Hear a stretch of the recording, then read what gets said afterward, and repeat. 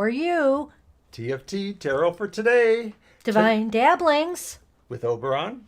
and Banshee. Today we're at a different time. Normally on Sundays we would be here at 2 to 4 p.m. But due to my other engagement, we are here tonight from 7 to 9 p.m. So we thank you all for joining us. Thank you. And this is a special day for us, isn't it? Isn't it? What is that special day, Banshee? Well, we are celebrating the 43rd anniversary of our first date. Yay for us! 43 years ago yesterday, we had our first date. Yes, it was a grand date. A little background was we had actually met around June of that year, and that year was 1976. We met at our workplace. Woohoo, Ellis. Thank you for joining us. Hi, Appreciate Ellis. it. Welcome. We hope more will attend. We did try to get the word out today, but we'll see what happens. It is a Sunday night and not our usual broadcast time either. So we'll have to see how it goes. So back to our story. We Yeah. met in June of 1976 when we were both working as college students at a major public library in Detroit area. And slowly getting to know each other, we had finally decided, or I had finally decided, to ask you for a date. Well, can I throw just a little bit of... Go right. I'm just going to hold that. Our cat has arrived. You might see a tail in the window there in the picture. So basically about May or Hi, Smiling Soul. Thanks Hey, for joining Smiling us, Soul. too. Welcome, welcome. We're just getting into a little history about our first date. It was something like about June or May of 1976. I used to work a desk at the library, and I used to have to call down to this this stack area to get materials brought up for the public when they would request them. We got to get him to stop that. And he was one of the people who would bring up the material to the desk.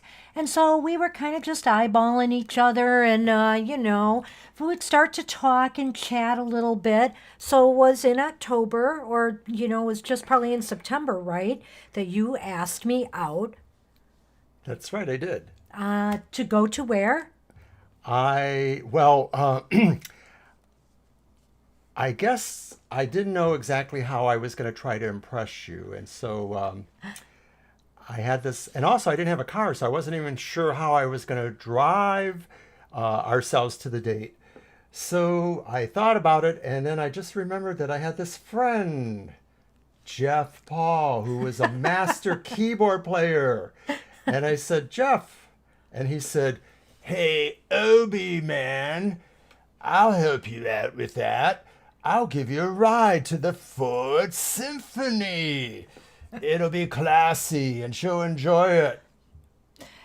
Okay. See, we even have a toast ready. So as you see, he has somebody to... He really had hair that long. Yes, he did. And I he don't was think a it keyboard was player. that Hey, curly. Obi. I'm actually channeling another person, but He was an amazing keyboard player. he by was the an way. He amazing was keyboard absolutely player. amazing. But at any rate, so they came and picked me up, and my mother was wondering who this long, because you're forgetting you had long hair at the time too, did you not? Yeah, I was a hippie, and so was Jeff, our chauffeur. And your mom was 40 years older than us, so she was not having it or getting it or anything. No, she came up with a bunch of nicknames for him as later, which we'll get into maybe on our wedding anniversary. But anyways, we decided to head off to the symphony, and so we did that. And of course, it was a lot of fun, except I later found out that we have violin player here. That the symphony was wonderful, but violins, they do something, don't they? Well, he didn't know this, but there's a problem with me. Whenever I hear a symphony orchestra and there's violin music, or if just there's violins, I would fall asleep. And so even in grade school, we used to have all these. I went to a Catholic grade school, and we used to have these concerts, the kids who would play instruments, and I would always fall asleep during the concerts because, of course, there was violin music. So I'm trying to stay awake through this darn, symphony, and I yawned a lot. I know I yawned a lot, and I was really nervous about that. Well, first of all, let's give a little credit to our extra cast here today. The part of the symphony was played by my Bela Lugosi doll as Romani guy playing a gypsy. violin, and that's from the Wolfman movie. And then, of course, the part of my friend Jeff Paul is played by Gary Oldman as Bram Stoker's Dracula, another action figure I own. And hey, man, I got a lot of long hair there. So, okay, we're done with that part. But what about what happened after the symphony? Well, then we went out for Chinese food. I was totally unfamiliar with Chinese food, believe it or Why not. would back that then. be, Banshee? Well, my mom and that, I lived at home. She was not that much into Chinese food, You lived a deprived Deprived. life? Deprived of all these things. So I didn't know what to order. I was really nervous because I was kind of a picky eater back then, and I didn't want him to know all these factoids about me yet.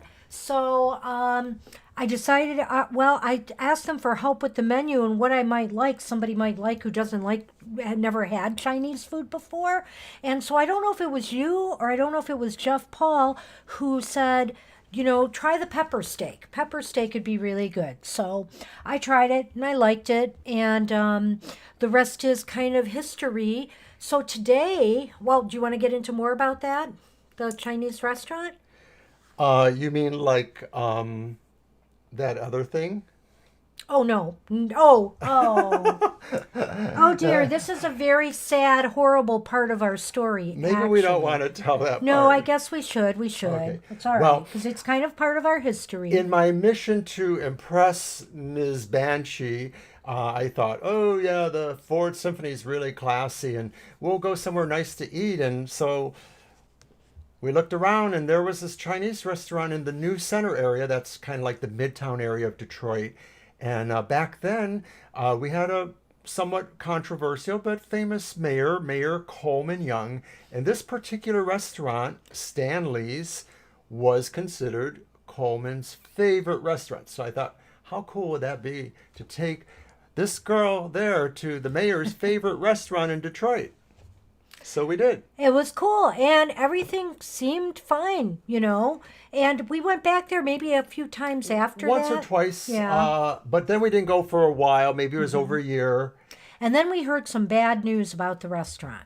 Yeah, it was closed down by the Board of Health because when they went in the back, they found something back there that shouldn't be there.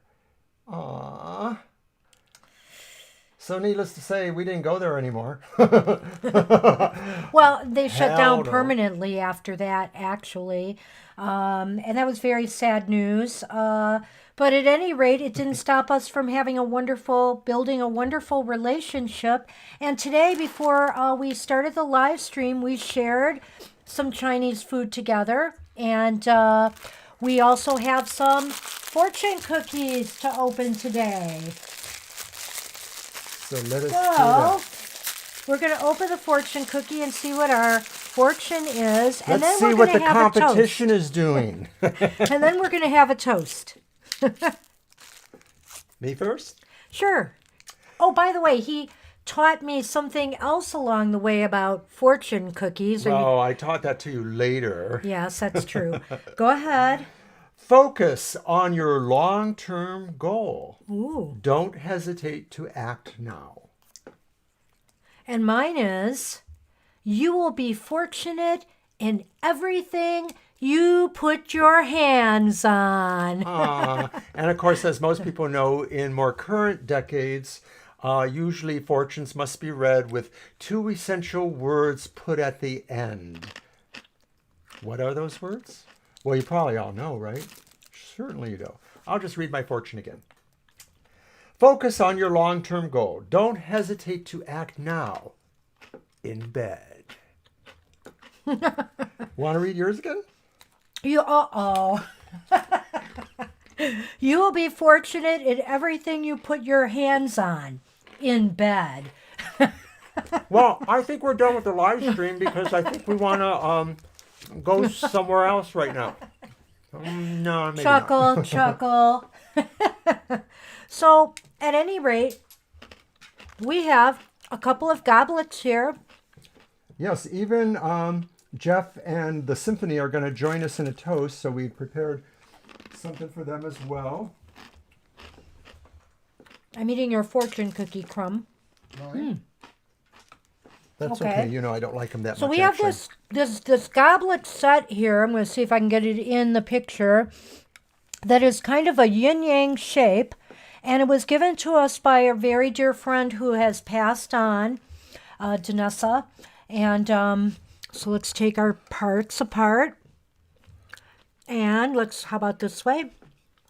We chose to, I don't know, could we do 43 more years? I'm not sure. I'll only be 106, so I think I'm up for it.